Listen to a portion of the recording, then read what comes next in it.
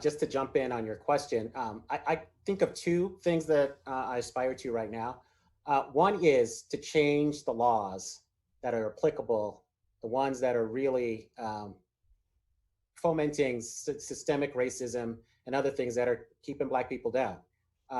We even have stuff now happening in a Colorado state legislature, which I think is going to make a difference. And hopefully we see things like that all across the country.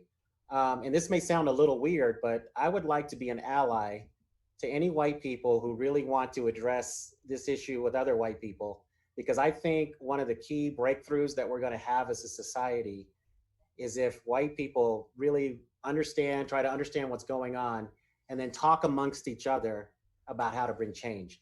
And I'd like to just share one quick anecdote. Someone I know was really disturbed by what's going on, and she just basically said, hey, I want to get other white mothers with kids, together. I'm going to be in a park at this time in this place. Let's come and talk about it. And a number of people showed up, and she kind of cataloged what they discussed and shared that broadly. I'd love to see more things like that happen.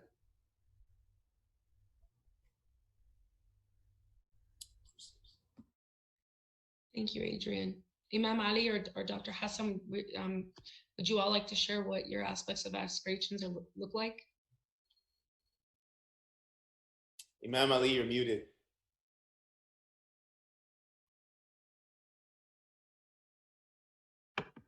There we go.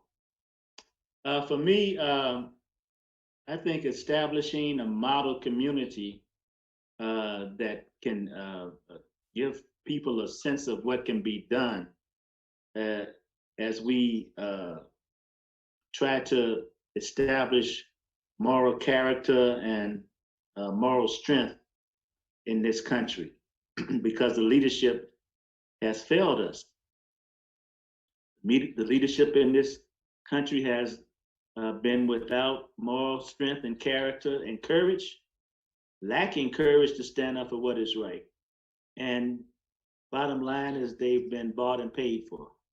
That's the only way I can describe it. In terms of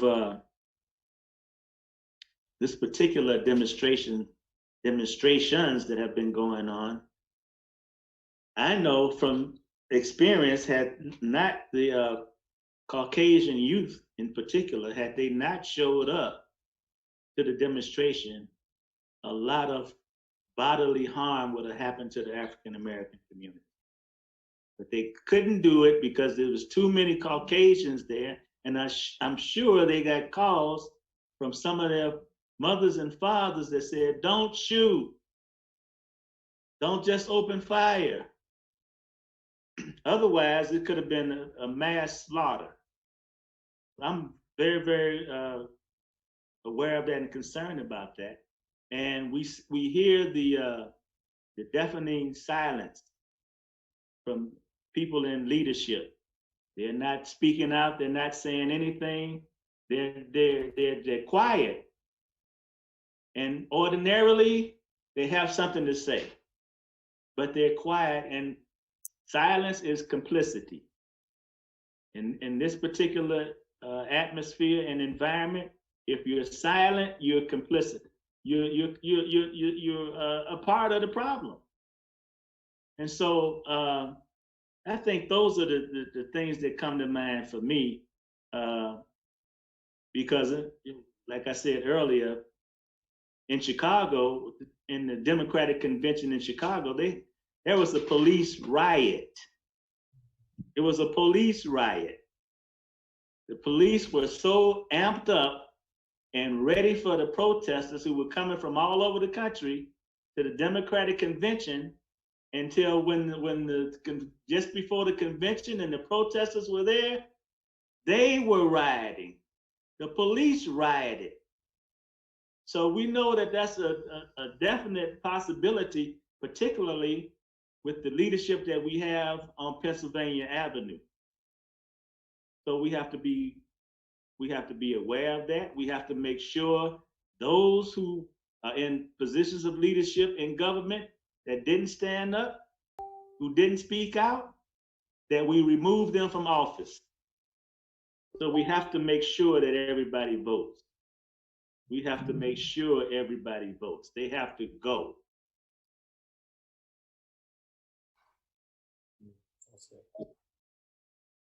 Jazakumullah khair, Imam Ali. Dr. Hassan, what are your aspirations? Well, I know it might be hard for some people, but the first aspiration is when you see my Black body somewhere, don't assume that I don't belong there. That's the first thing. I am sick and tired of being sick and tired about my Blackness and my presence being questioned. Whether I'm waiting for the train to come home from a Rockies game, whether I'm going into my office at my hospital, I shouldn't be questioned that I don't belong there. You know, my credentials stack up just the same as anyone else. I can't tolerate walking into a grocery store wearing a suit and some woman snatches her purse thinking I'm going to steal from her. I don't need your money. I have my own. That is a simple aspiration of just recognizing my humanity, first and foremost, not my skin color, not what you think you've seen on an episode of Cops or some terrible movie that you want to say all Black people, you know, are criminals and violent. No, not this brother. That's a simple aspiration. Number one, it's just recognize the dignity and humanity of other people that you come in contact with. Don't assume things about people. I mentioned responsibility. Take responsibility and ownership of the discomfort and all that trash that you've been taught your whole life.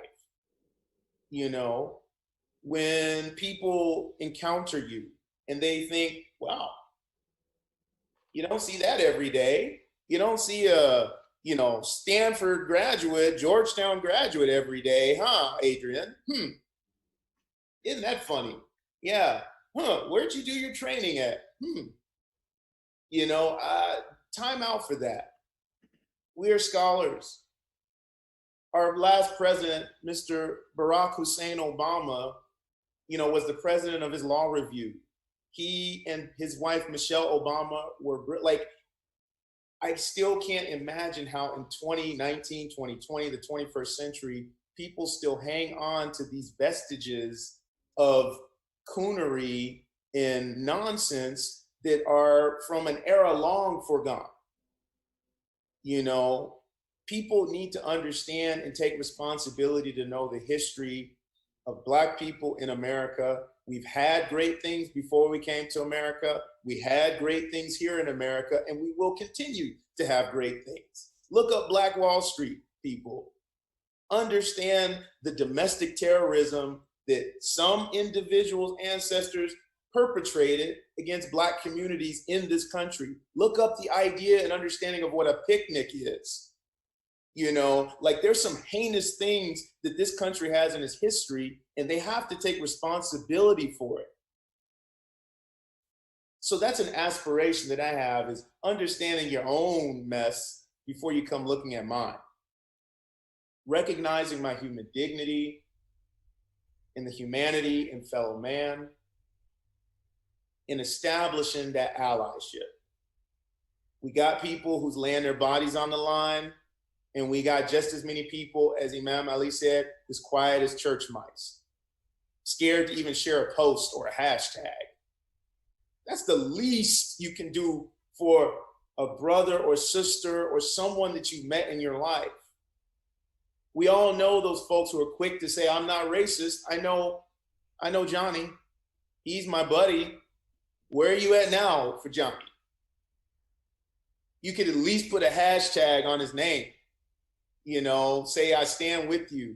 You know, we've all had countless phone calls and text messages from our friends and our loved ones and our colleagues, you know, checking in on us, feeling how we are. I love it. But advocate for that systemic change too. We want more leadership. We want more institutional policies that guarantee fairness in positions of power in this country. You can't tell me that this kind of stuff will be happening in police institutions when we have actual impartial assessment over police tactics. So when we have citizens as well as the police themselves policing their actions, you can't tell me that these kind of things wouldn't be going on anymore. We have to take responsibility. And again, that's something that I'm hopeful for. I see a lot of the youth taking steps towards responsibility. I'm hoping that their moms and dads, their aunties and uncles and grandparents also take similar strides as well. Please go ahead, Adrian. Yeah, I just wanted to add, just in terms of an aspiration, and this is comic in a very tragic sense, but y'all, please stop calling the police on us when we're just doing mundane, everyday activities. Just stop, Yeah. Please. Right. Done job. Yeah, we done with that. And then Dr. Hassan, since you had said you have your own money, my other aspiration is to borrow some from you at some point, but we'll get to that later. Hey, Masjid Taqwa and in our interfaith work is near and dear to my heart. It's near and dear to my heart. Sure. Imam Ali, did you have something? Yeah, I just thought about that $20 bill, this counterfeit $20 bill. And I'm sure that kind of fake money has passed through many people's hands. I know it's happened to me. I didn't know I had a fake $20 bill till the bank told me. So that has happened. It can happen to anybody.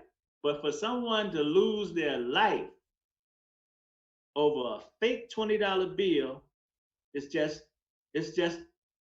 unconscionable. So we have to speak out against those things. But most of my focus is on establishing model community life and attainable, affordable housing. We don't have enough, particularly with the gentrification that's taking place in our neighborhoods. So I'm laser focused on that, but I'm not forgetting about the importance of education. I'm not forgetting about the importance of economics and business. I'm not forgetting about the importance of culture and health. And I'm not forgetting about the importance of government. So all of those things, we have to make sure that we play our part in establishing those things. And I'm getting a little long in the tooth. So, we want to give as much information and knowledge that we've accumulated with God's help to those who are coming behind us. Certainly. Thank you. I think I'm learning a lot in this process as well. So I really do appreciate you all sharing that.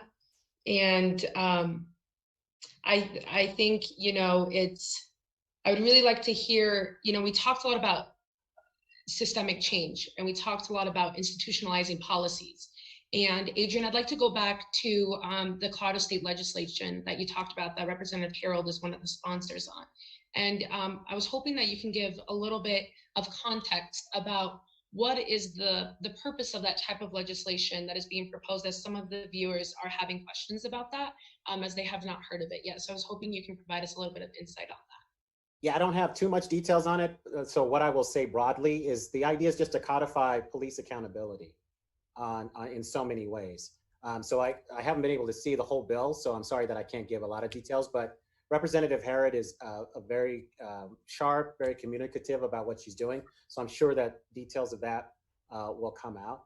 But that's the kind of change we need, because now we know that norms are not enough to deter this kind of conduct. So we need to have things codified in law. We need to have leaders that will enforce the law. And then we need the public citizenry to be vigilant and to hold our officials accountable at all levels to make sure that these laws are in place and that they're being enforced. So part of that is, like Imam Ali said, we, as whacked as our system is, as many problems as our system has, we still have power. Our voice counts, because if we show up and vote, we can actually affect change. One thing that I hope that comes out of the current situation is that people are engaged in our democratic institutions, and they are seeking multiple ways in order to bring change. And I think the fact that we have people in the legislature, people in power right now who can make things happen, should embolden and encourage all of us. Certainly. And Adrian, I do have a particular question that came specifically from the audience towards you, actually. The Armenian community in Colorado, as you may have noticed because you made a Facebook share about this, recently took note of the post share that you made about the Colorado State Capitol Armenian Genocide Memorial vandalism that happened. That during the midst of these demonstrations, it's not understood who actually did it, and we do understand the fact that there are white supremacist groups that have infiltrated these demonstrations to further exacerbate a lot of the damage that is going on. And so the community was really shocked to see that in the midst of the killing of George Floyd and the amount of energy and things of that sort that's being called on by the Black community right now, whether it be to around education, whether it be to guide allies and things of that sort, you found time to share that message and to express a sense of solidarity within the Armenian community. And the question that now lies is, why do that at this time when it seems like absolute focus and 110% focus should be on the Black community and addressing these underlying root causes of racism and the need for systemic change? Well, the short answer is we're all in this together. And I believe that we should love one another, and the plight of others is my plight. And that was an opportunity for me as a person of color, but not part of that community, to show allyship. And one thing that I was really struck by in that statement put out by the Armenian community is that they were actually able to show nuance. They just said, hey, we know that this does not speak to the people who are trying to address systemic racism and the death of George Floyd. Basically, they're saying to everybody, look, don't get distracted by this stuff. This is horrible what happened, but keep your eyes on the ball. And the main problem is this. And I just thought that they were showing allyship to me. And so I wanted to send some love back. Thank you for sharing that, Adrian. And going to kind of take it from that point there, where we're really talking about that the eye on the ball, as you said, is really to be focused on systemic change. I think, Dr. Hassan, you talked about how non-Black folks contribute to the causes of racism through their implicit biases, through the way that they see you and your Blackness, and the different aspects of life that you exist in. I think, Imam Ali, you really talked about the need for moral strength and character, and how that there's a lack of it in society right now. And that's why we continue to see this perpetual racism present itself around different communities. And so I think the next question that really comes, which has been something that you all have been highlighting, is really, what does responsibility look like? We talked about aspects of voting, we talked about education, we talked about communities looking inward at their own anti-Black sentiments. We talked about the fact that demonstrations, Imam Ali, you mentioned this, demonstrations didn't get quite the brutal response from police because of the fact that there were white bodies there. And they were able to mitigate that bit, leveraging the racist systems that currently exist that allow them to do so. So we would love to hear some of your responses on, like, what does responsibility look like to you all from allyship of the non-Black community? Well, we definitely need allies. We're all in this together. We're all humans, and that's what we have to remember. That's what unites us, is that we're human beings. So we have the same aspirations as other human beings have. When we see, this is one of the reasons why we're close to the Palestinian cause. Is they've been going through this for what, 75 years. with occupation, etc., and oppression.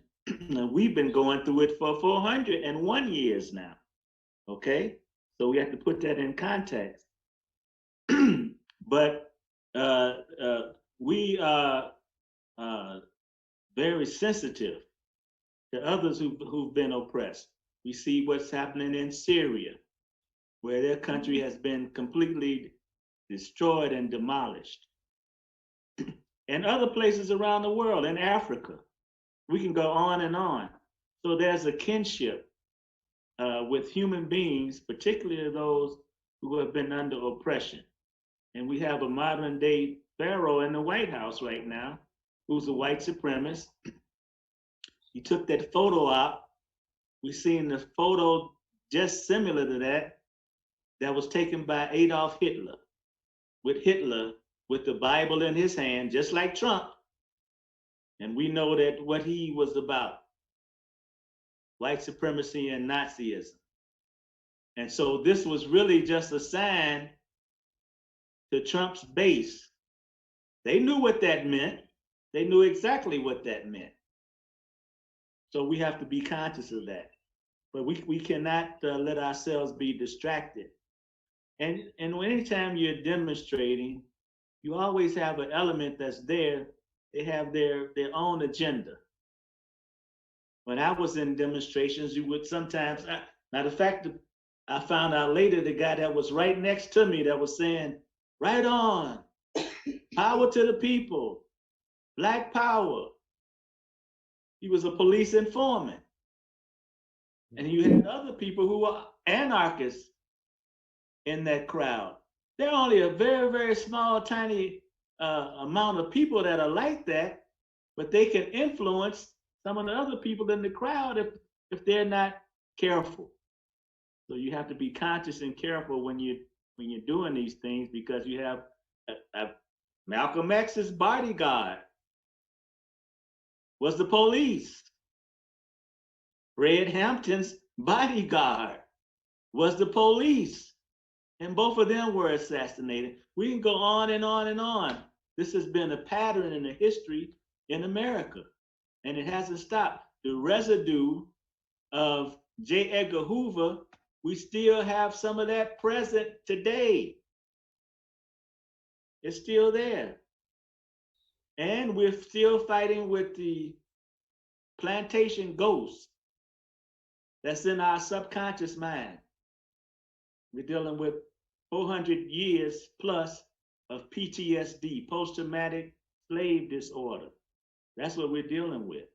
In addition to what's going on in terms of white supremacy and racism, all of that. So we have to be conscious of that. But we have to keep our eyes on the solution and establishing model community life. I guess let me listen up a little bit. For my allies out there, and I'll talk about white allyship and then non-white people of color allyship as kind of two different things. But they both fall a bit, or both groups suffer from one thing that, you know, has been a disease that affects the world. And it's this idea of its proximity to whiteness. So the closer you are to white, the more acceptable, the more comfortable, the more appropriate it is. You've seen this as groups have immigrated into the United States. You know, you had the First Nations people who were not white. On Zoom. You had the white European settlers who've come, the African slaves. Europeans tried East Indian slavery as well. That didn't work. They tried to enslave Native Americans. That didn't work either. And then every group that's come after that. And you have the history of, well, Italians aren't white, Greek aren't white. But slowly but surely, those groups all get brought into the fold to continue the myth of white superiority, to continue and propagate this myth of white superiority because you're in the group. Same has happened, unfortunately, with our Arab brothers and sisters, as well as our Desi, our East Indian brothers and sisters. Unfortunately, when traumatic events in our nation's history happen, global geopolitical events, 9/11, Iraq, any of those kind of events happen, those groups get reminded just how not white they are. And so there's this yo-yo effect that happens between Black, liberation, Black progressive thought, and non-Black communities of color that are struggling with similar issues of post-colonial effects of quasi, similitude racism, if you will. You have to own those things. And it's super uncomfortable because the communities do not want to admit, even though there's skin bleaching cream that's sold, there's contact lenses and the fawning over kids that have blonde hair and blue eyes from some of these groups, it's internalized racism. And until people own that that's a part of their trauma, their post-colonial trauma, they won't ever really be effective allies. So in non-Black communities of color, there has to be an admission that the vestiges of colonialism, European colonialism, are still affecting them to this day. And you're never going to really be an appropriate ally when that white superiority thinking and mentality is so deeply entrenched in your culture. Because you're always going to assume, what was Mr. Floyd doing?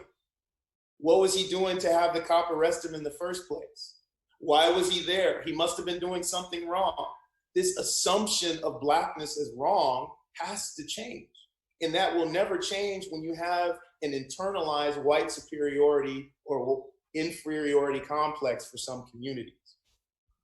Very much similar for white communities, there has to be an admission that we are part and parcel in benefiting from this system that has been set up over the last several hundred years. I would not be where I am today, George Washington Smith or Preston Howell III, without the racist, advantages that my ancestors had. And that I benefit from that. Even though I never owned a slave, I still benefit from all the systems that were built upon that slavery, that were taking advantage of people in Jim Crow era, that took advantage and made monumental monetary gains in redlining and allowed people to gain immense wealth while other people were prohibited from that. Individuals in those communities have to understand that they did not get to where they are from their own merit. They had hundreds of years of a head start. Their competition was shackled with chains. You have to understand those things, as discomforting as that fact is, that is an indelible aspect to where we are in 2020. And until you wash those kind of things out of your brain, you're going to struggle to be an effective ally to Black liberation and progress for the Black community, both in the United States as well as around the world. So my aspiration is for people to fully understand and grasp the vestiges of the pervasive, I don't know what word accurately describes the evil that was put out throughout the world so many hundreds of years ago to distribute this anti-Black sentiment throughout the world from sea to shining sea. You can go anywhere in the world and you find that. And how? It was exported and consumed from European distributors all the way into each community that they colonized.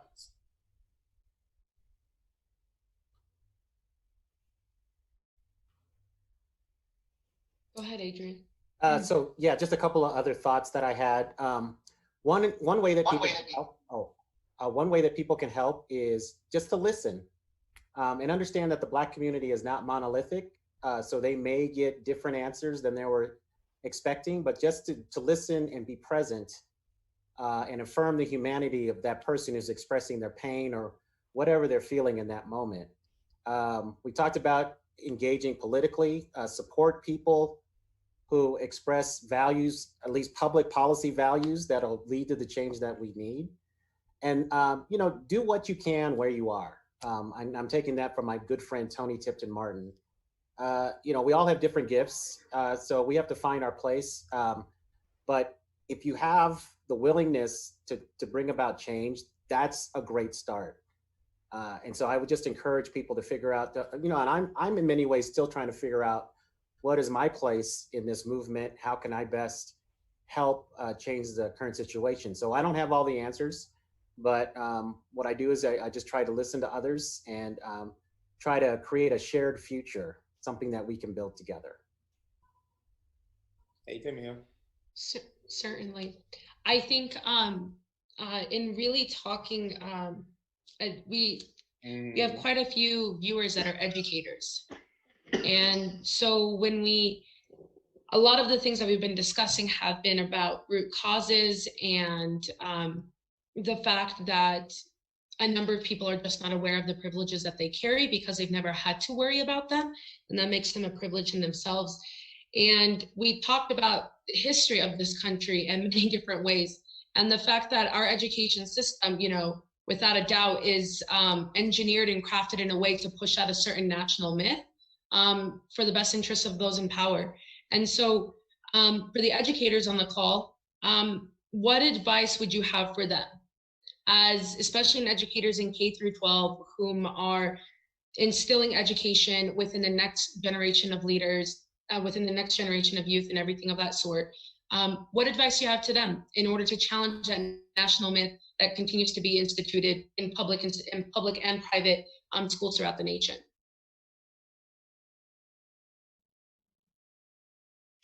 I'll jump in. I can't tell them to ditch the textbooks because we have all those standardized tests and evaluations for educators. But what I will say is try to involve as many real people as you can. If you can bring in a guest speaker to augment your curricula, to really personify issues, to make it a real person, that is far more impactful, particularly with young people who are very much visual and tactile.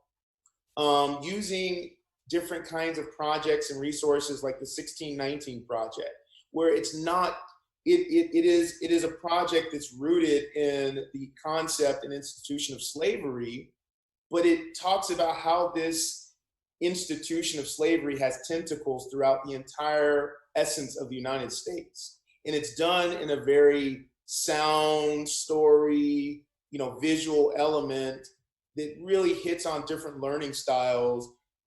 Although it would take some work for educators to bring that down to a younger child's level, certainly high school individuals and college students, this would be more than appropriate for them. But again, personifying these issues, it really hits home when it's a person that you tie an issue to as opposed to an abstract concept.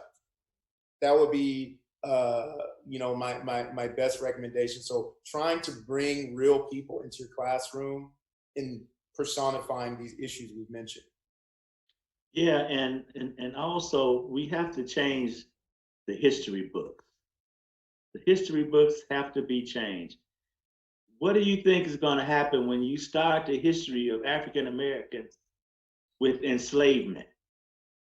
So this is just supporting and promoting white supremacy and keeping it in existence, with no mention of what happened before we were kidnapped and brought here. The pyramids that we built. We can go on and on, mathematics, science, etc. No mention of that, just enslavement on. So we have to get the education that's needed, not just for the African American community. This is for the entire population. They need to know that history. They need to know the history of with the contributions that we have made to world society. And if we don't have that, then we're gonna have a problem. We're having a problem now. I think I would add, if educators can find a way to teach critical thinking skills, teach their students how to ask the right questions so they're not sleepwalking through life. I didn't really get critical thinking skills really until college, and then more so in law school.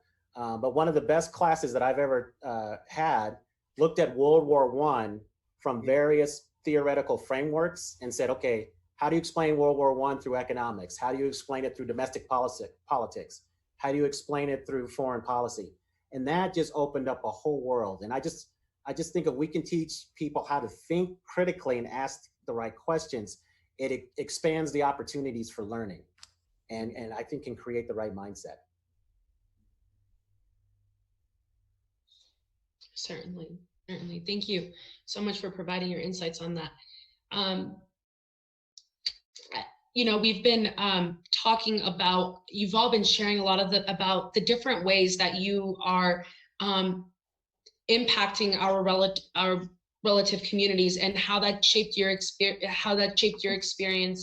as a Black person navigating those different areas.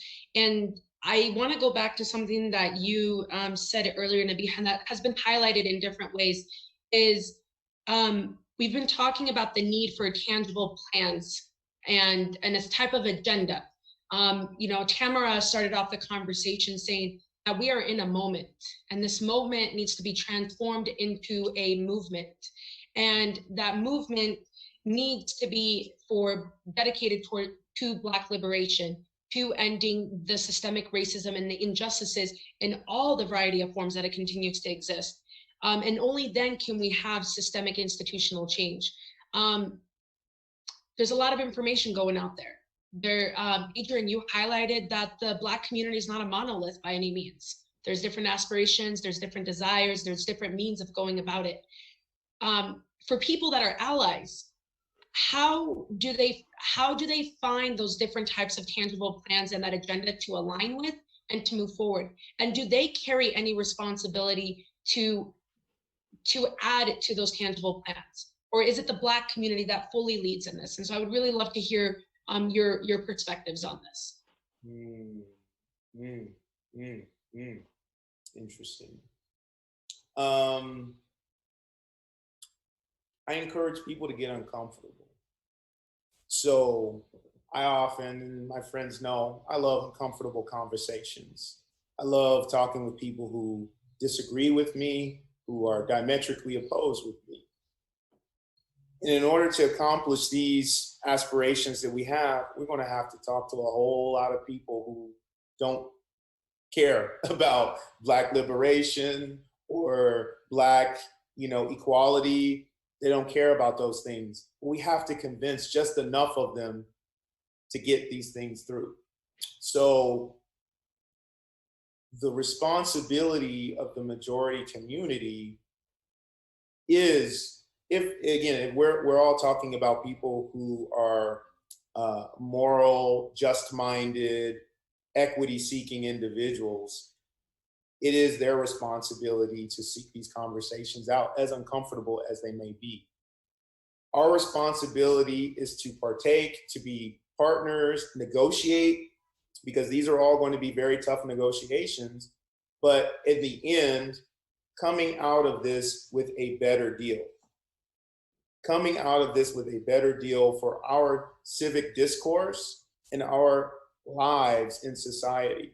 So people coming out into the public square, talking and discussing about issues as controversial, as uncomfortable as they may be, and really coming to task using logic and reason to come to a better state of affairs.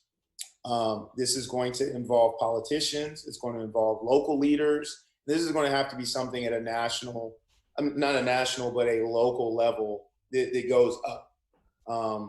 I was, kind of misinformed as a younger person. It's not national and down, it's local and up. And we're going to have to support legislation like, Sister Harad's, legislation. We're going to have more people. We're going to have to develop a lot more young individuals who are legislators or council persons, lawyers, people who are in this area, who understand logic and reason and argumentation, to really push a new agenda forward and to help us develop an agenda. And also that's going to have to be with some partners, some allies. We're going to have allies who are completely on board, who are collaborators, And then we're going to have people who's just going to give us a hashtag and, give us a tweet, a retweet or something, and we'll take it.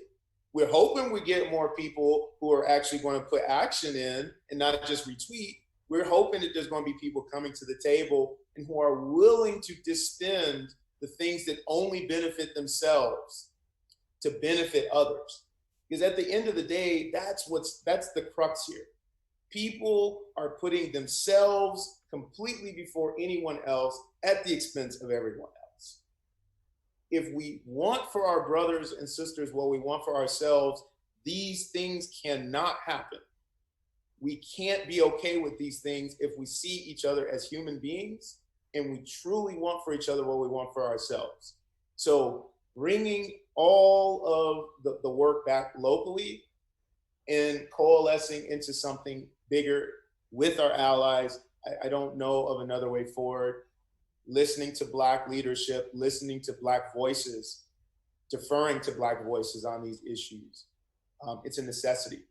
And unfortunately, it has not happened yet.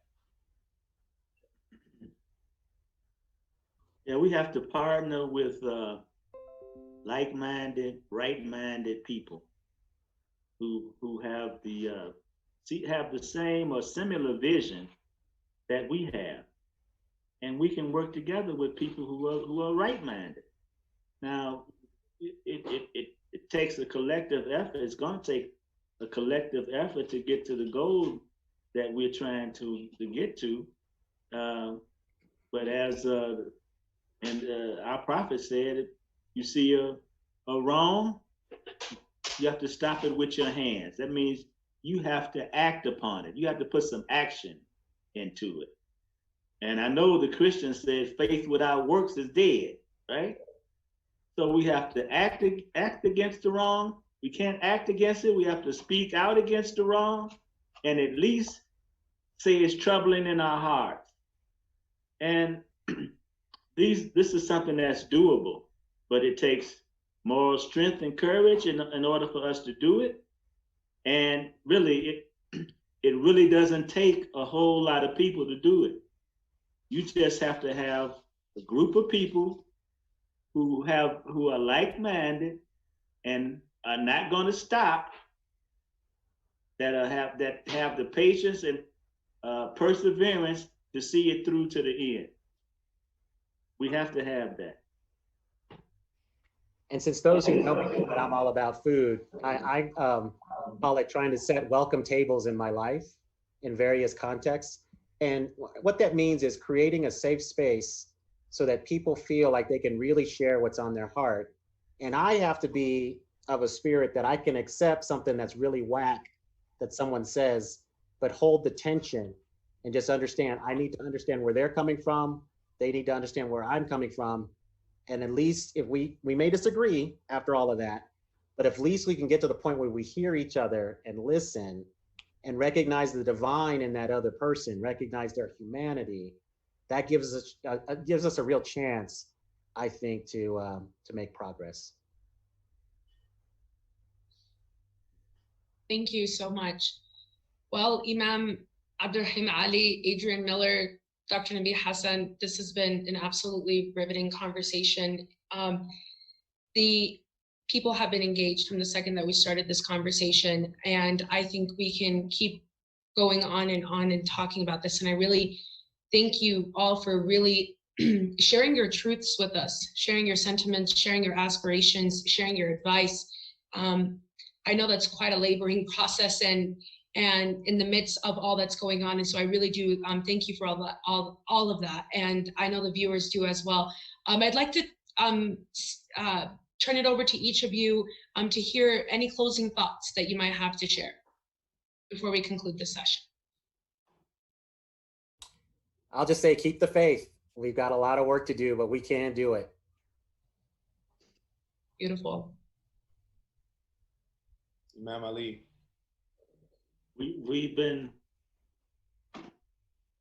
told in the Quran that let there arise out of you a band of people inviting to all that is good, forbidding what is wrong. And so, and we can't fear the criticism of the criticizers. You're gonna have criticizers. I don't care what you do, you're gonna always have that. That just comes with the territory.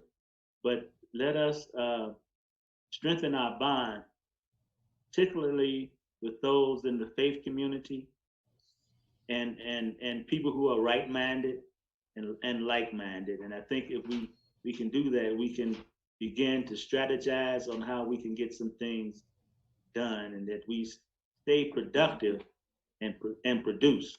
We have to produce. We just can't talk. We have to produce. And those who are in positions of leadership, we have to insist that they be productive. We have to see productivity. And that includes those who are in government. They don't produce, they have to go. Nothing personal, but you didn't produce, you gotta go. Anybody that's in leadership position, they have to produce. And if we love you, but you have to go because we have to have somebody that's gonna produce.